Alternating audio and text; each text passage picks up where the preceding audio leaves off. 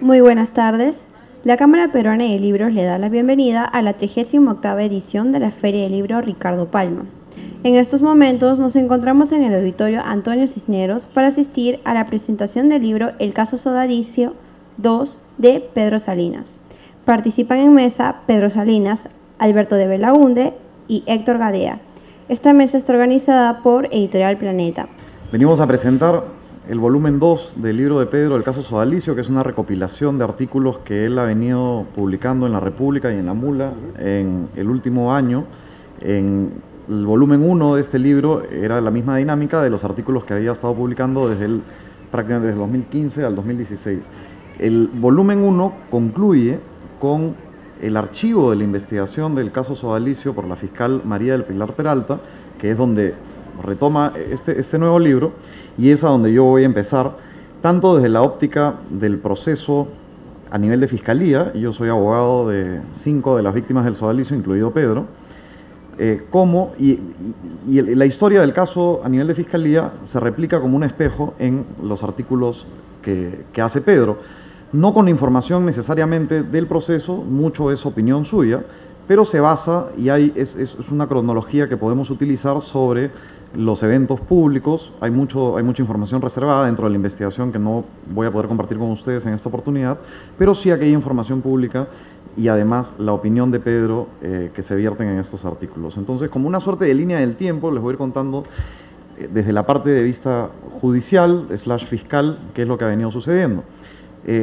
Nosotros, cuando digo nosotros, el estudio de abogados, Pedro, los hermanos López de Romaña, Escardó y Óscar Osterling, formulamos en mayo del 2016 una denuncia penal contra Luis Fernando Figari, contra Jaime Bertel, contra José Ambrosic y otros miembros de la cúpula del Sodalicio, así como contra los que resultan responsables, por delitos de secuestro, asociación ilícita para delinquir y lesiones graves psicológicas. Estos delitos se acumularon en una investigación que la fiscal María del Pilar Peralta había abierto de oficio el mismo día que Pedro Salinas, por instancia del fiscal de la Nación, el mismo día que Pedro y Paola Ugaz dieron a conocer, publicaron el libro Mitad monjes, mitad soldados.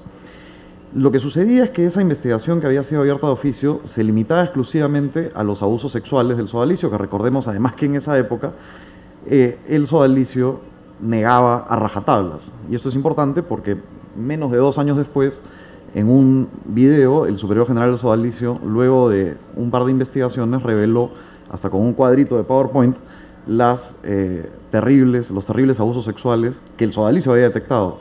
Como se imaginarán, nosotros intuimos que existen bastante más de ellos, pero solamente como una muestra, el pedófilo Jeffrey Daniels, quien fue adrede, escondido en las casas de San Bartolo por el Sodalicio, estando los jerarcas del Sodalicio conociendo de los abusos sexuales que perpetraba, lo escondieron.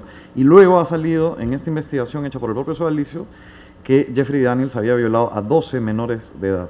En la actualidad, Jeffrey Daniels se encuentra en el estado de Illinois, en Estados Unidos, casado con una profesora de kindergarten. Y el Sodalicio no hizo nada en su oportunidad para denunciar esto. Estos casos los dejó prescribir, lo encubrió y actualmente nadie sabe qué es lo que estará haciendo este delincuente.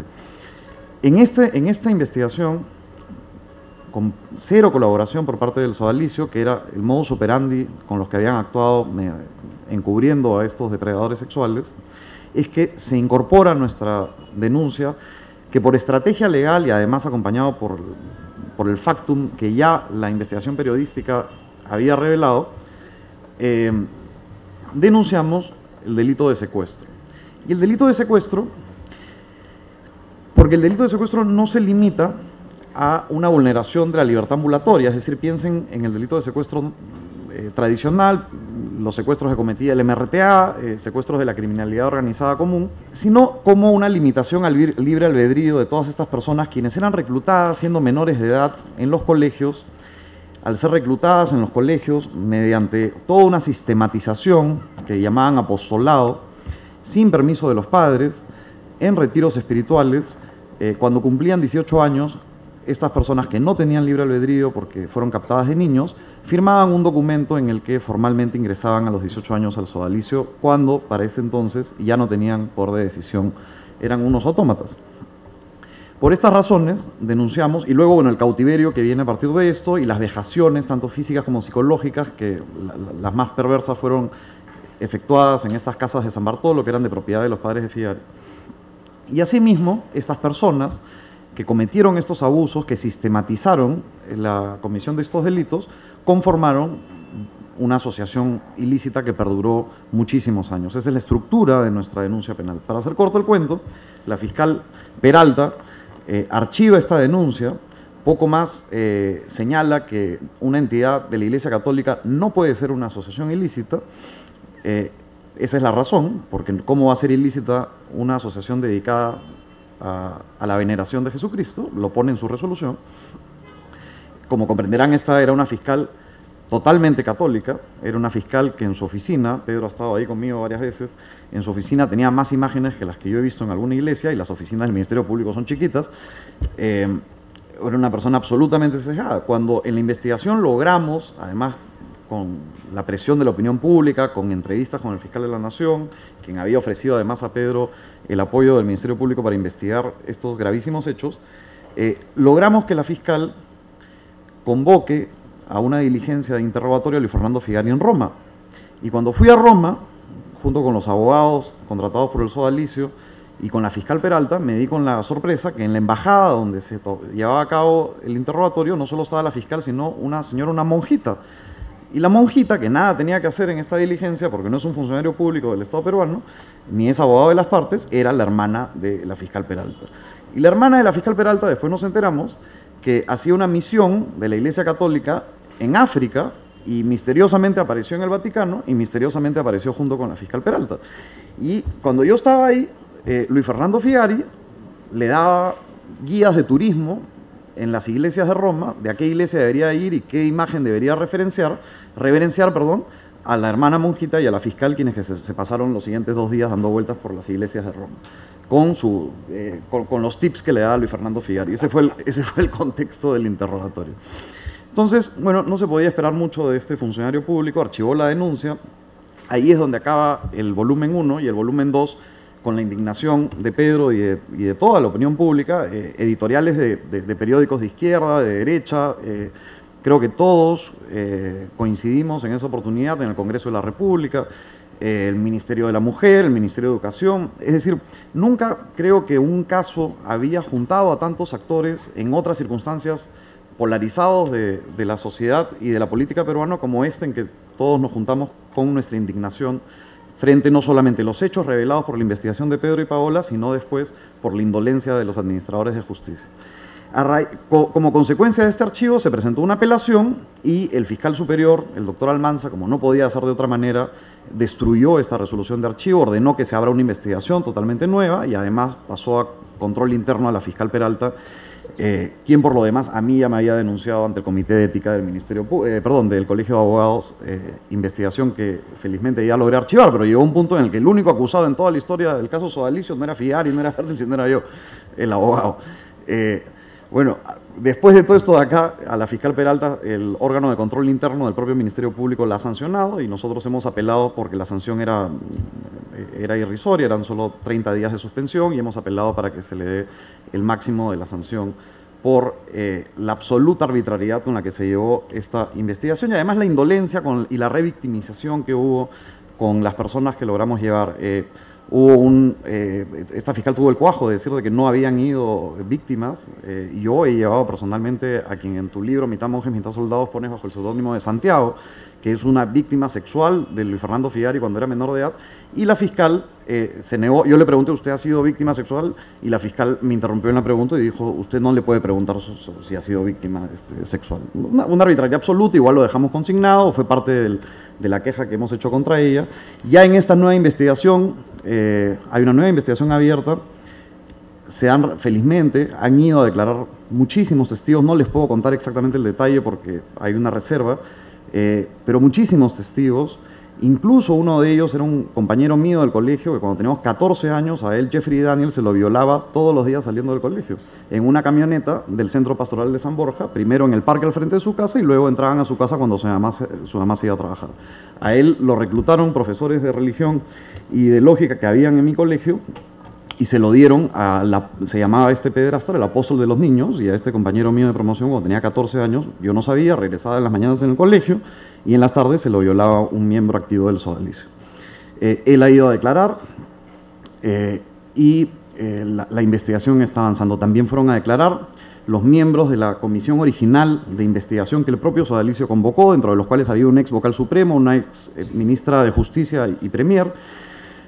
Esta era una comisión que al principio no le teníamos mucha confianza, pero luego nos sorprendió absolutamente y las conclusiones a las que arribaron fueron contundentes, calificando al sodalicio de una entidad con una estructura que además, con la cabeza de Luis Fernando Figari, tenían esclavos modernos, que ha sido un calificativo que hasta ese momento ni Pedro había hecho y que se reveló con la investigación de esta comisión del propio sodalicio. Como comprenderán, el propio sodalicio, lejos de asumir las conclusiones y las recomendaciones, que por lo demás recomendaba, como no podía ser de otra manera, separar a todos aquellos que habían sido miembros del sodalicio cuando estos delitos se perpetraban, sacarlos por lo menos de la administración. Lejos de ello, tildaron este informe como un informe sesgado y convocaron a una nueva investigación. Contrataron a la que en algún momento fue la número 3 del FBI y a un experto irlandés en delitos sexuales. Esperaron a que la investigación de la Peralta se archive para recién publicar las conclusiones de esta nueva investigación. ¿Y por qué fue eso? Porque esta nueva investigación reveló precisamente que en efecto sí habían habido abusos sexuales. Puso además en el cuadrito que les comentaba hace un momento 6 abusos sexuales por parte de Figari, 2 o 3 por Virgilio Levalle, 12 contra menores de edad, contra Jeffrey Daniels, y 3 o 4 de otros sujetos que no especificó el nombre. Claro, esto acá lo hizo después de que ya se había archivado el Ministerio Público, pero felizmente, como les comento, se ha reabierto la investigación y precisamente estos informes están siendo merituados en la misma. Lo que queda de acá en adelante es el plazo de esta investigación va a vencer coincidentemente en las semanas, que no tenemos nada que hacer con eso ha sido una coincidencia, coincidentemente en las semanas en las que el Papa va a estar en Lima, va a vencer el plazo de la investigación y el Ministerio Público está obligado a pronunciarse. Y en ese contexto esperamos, y yo estoy convencido, porque no podría ser de otra manera, formalice la investigación contra estos personajes ante el Poder Judicial y empiece un juicio contra ellos. En este año también, y ahí le paso la palabra al congresista Alberto de Belaunde, y además, gracias al gran esfuerzo suyo, el Congreso finalmente votó por abrir una comisión investigadora del caso sodalicio y de algún otro caso periférico. Bueno, pero esa es otra de las grandes novedades. Todavía no se han instaurado, hasta donde sé, pero ya te paso la palabra para que cuentes esa parte de la historia. Gracias, claro. Gracias.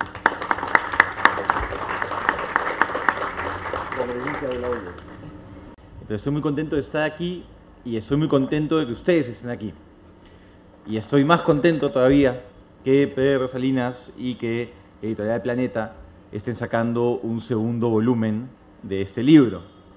Porque creo que una de las estrategias que tiene el sodalicio actualmente es jugar a que todos nos olvidemos, ¿no? A que salte el nuevo escándalo en la sociedad, que haga que todos nos centremos en ello y ellos puedan pasar piola. Y por la magnitud y características del caso sodalicio, no podemos permitir que eso suceda.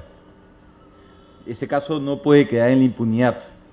Y el sodalicio durante más de 30 años ha establecido todo un esquema, toda una estructura para garantizar esa impunidad.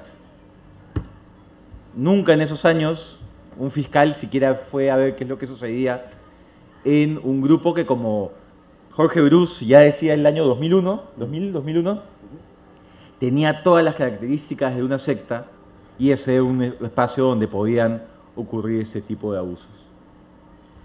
Pero bueno, creo que mi presencia en esta mesa corresponde más a lo ocurrido en el Congreso. Entonces voy a centrar mi intervención en ello. el antecedente es que yo había leído el libro, al igual que muchos aquí presentes, mitad monjes, mitad soldados. Lo leí además en un vuelo de avión de un tirón y quedé enfermo, que creo que es lo que sucede con muchas personas. Y seguí con mucho interés los meses siguientes que generaba este libro. Primero fue esta comisión, que también vi con sospechas por los integrantes, porque claro, eran personas que uno pensaría que podían tener algún tipo de mal llamado espíritu de cuerpo, pero la verdad es que la comisión hizo un trabajo impecable. Y luego vi con mucho interés lo que ocurría en el Ministerio Público, hasta que la fiscal archivó el caso. Entonces llegó un momento en el cual la fiscal archiva el caso, el sodalicio ignora este primer informe de la comisión que ellos mismos habían creado, y la situación en la que terminamos es en una donde son los victimarios los que deciden quién era víctima y quién no, y cómo se les reparaba. En un proceso, además, que como bien se ha señalado, era un proceso de revictimización, por todo lo que tenían que pasar las víctimas. Entonces, lo que yo veía es que el Estado nuevamente les estaba fallando a las víctimas del sodalicio. Le falló en primer lugar al permitir que un grupo de estas características funcione sin que como sociedad tengamos mecanismos de prevención frente a las personas más vulnerables, que son los menores de edad. En este punto, además, hay una cosa que se cuenta en Mitad Monjes, Mitad Soldados, que a mí me impactó particularmente. Yo soy del Colegio Santa María, y Figari fue profesor de religión del Colegio Santa María muchos años antes de que yo estuviera. Y en el libro se cuenta cómo él, por ser profesor, tenía acceso a los files personales de los alumnos y buscaba a aquellos que tenían algún tipo de problema familiar para tratar de captarlos a ellos.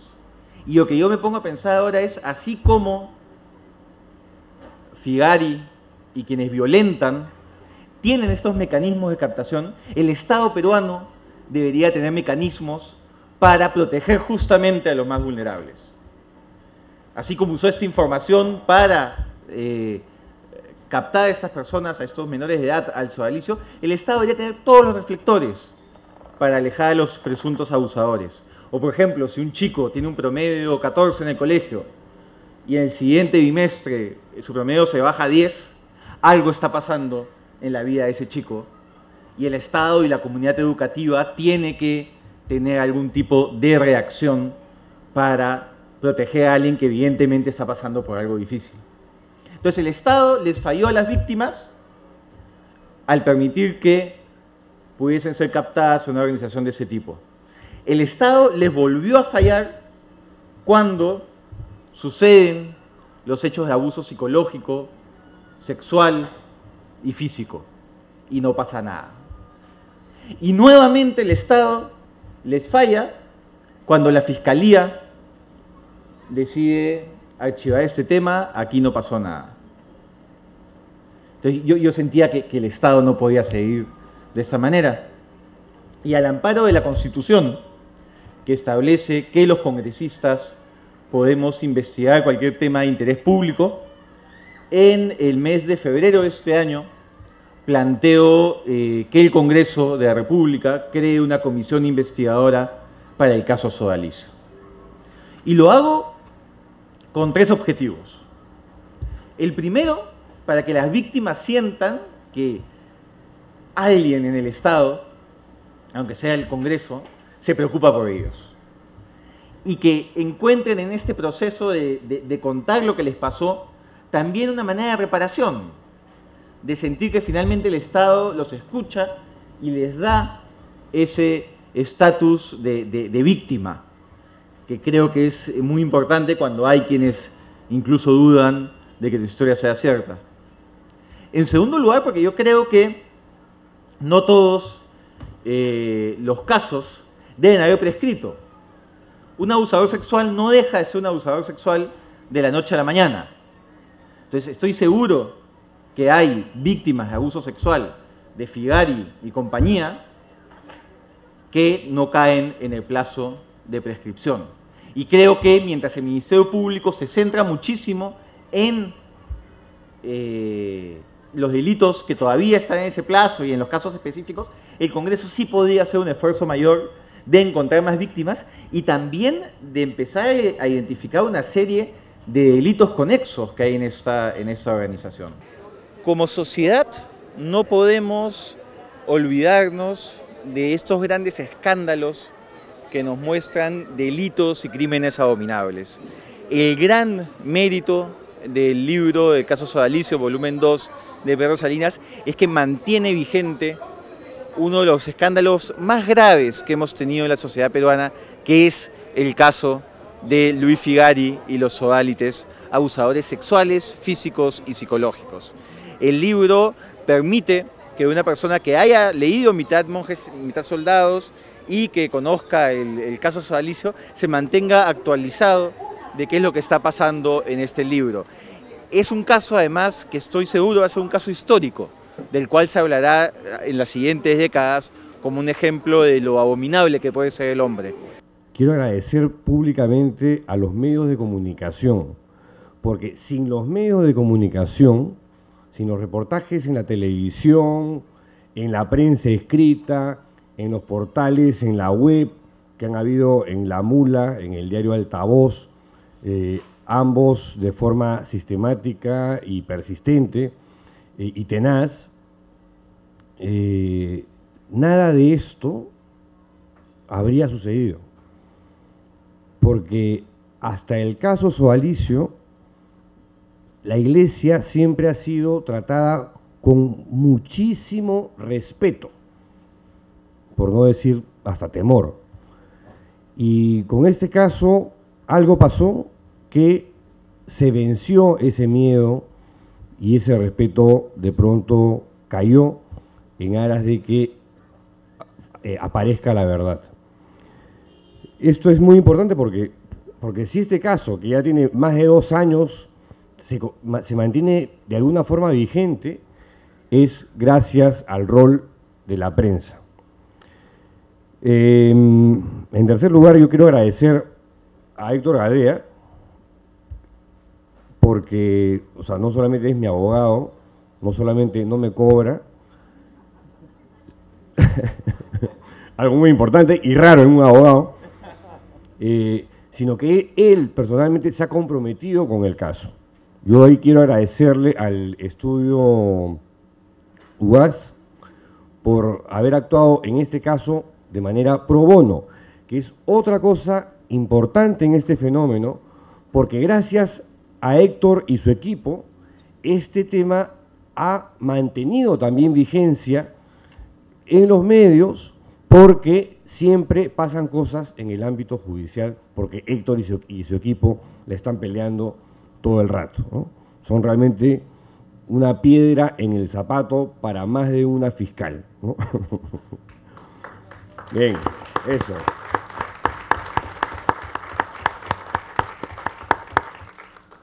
Y gracias también al congresista Alberto Belaunde, que también de manera incondicional se ha comprado este pleito, se ha puesto la camiseta y es el único congresista, hay más de uno, es verdad, pero el principal legislador que ha estado empujando este coche, esta carreta, esta causa, hasta llevarla a una situación en la que nadie pensaba que iba a ocurrir, que el caso Sodalicio se viera en el Congreso de la República. Es verdad, la comisión, como dice él, todavía no se ha instalado, el 15 se cierra la legislatura, no hay integrantes, o sea, a ver, si esa comisión la va a presidir, por ejemplo, el congresista Becerril, ¿no? O la congresista Beteta, ustedes comprenderán que yo en ese momento diría aquí no va a pasar nada. Otra sería la historia que el presidente de esa comisión sea el congresista Alberto Belaunde, quien además ha demostrado que se ha metido en el tema a fondo, ha viajado a Australia a ver el tema de la Comisión Real, ha leído sobre la materia, está súper empapado y conectado además con el caso. Lo lógico es que él sea el que asuma la presidencia de esa comisión para que ojalá algo pase, ¿no? Porque, a ver, para todos los efectos, el caso Sodalicio ya es un caso cerrado. ¿Para quién es un caso cerrado? Para el propio Sodalicio, para la Iglesia Católica y para el Papa Francisco. Voy a soltar una hipótesis que puede ser descabellada, pero ¿a ustedes no les parece un poco extraño que en esta gira latinoamericana se haya escogido precisamente a los dos países, Chile y Perú, que han protagonizado los mayores escándalos sexuales a nivel clerical en los últimos 5 años? El caso Fernando Karadima en Chile y el caso Sodalicio, porque no solamente Figari, en el Perú. Fuera de que acabamos de tener además otro caso que ha pasado bajo el radar de la mayoría de medios de comunicación, y es el caso de los pederastas de la Congregación de los Hermanos Maristas, donde una investigación a través de un portal chileno descubrió a un pederasta que en el año 2010 confiesa ante su provincial, y recién en el 2017, este año, deciden ponerse las pilas, denunciarlo, y qué sé yo. ¿Por qué? Porque las víctimas, hartas de que las estuviesen meciendo, decidieron actuar por su cuenta, acercarse a los medios de comunicación, cosa que a la Iglesia la aterra, que se arme otro escándalo, y entonces decidieron arreglar con las víctimas por lo bajo, por debajo de la mesa, como suelen hacer estos señores. Y al pederasta, ¿a dónde lo mandaron? Acá, a Miraflores. Está en la avenida Bellavista. Y se están enterando recién, les cuento que hay un pederasta suelto en Miraflores. Y claro, eso nos lo enteramos porque otra vez la prensa de investigación, esto lo supimos gracias a Útero.p, un portal web que dirige la periodista Laura Graos y que se consiguió unas fotos donde aparecía el pederasta festejando su santo y rodeado de chiquillos y gente joven. Pero eso sigue pasando. Acabo de regresar de un viaje a Polonia, de un evento donde se reunieron todos los Van Helsing de Europa y de América Latina, puro cazador de depredador y de monstruos, y me quedé realmente atontado por la cantidad de casos que existen en todo el planeta y la forma como este modus operandi que tiene la Iglesia de encubrir, reubicar, ¿no?, enrocar, digamos, a gente y comprar, en algunos casos, a las víctimas, es una política institucional. Esta cosa de la tolerancia cero que vende el Papa Francisco, que se están tomando medidas, que hay protocolos y qué sé yo, es falso, es una mentira, es una farsa. El Papa viene a Chile y viene al Perú para que lo reciban como un cantante de rock, como una estrella de rock, y que la gente se olvide de lo que está pasando en Chile con casos como el cura Karadima y en el Perú con casos como el del Sodalicio. Muchas gracias nuevamente y hasta el siguiente libro.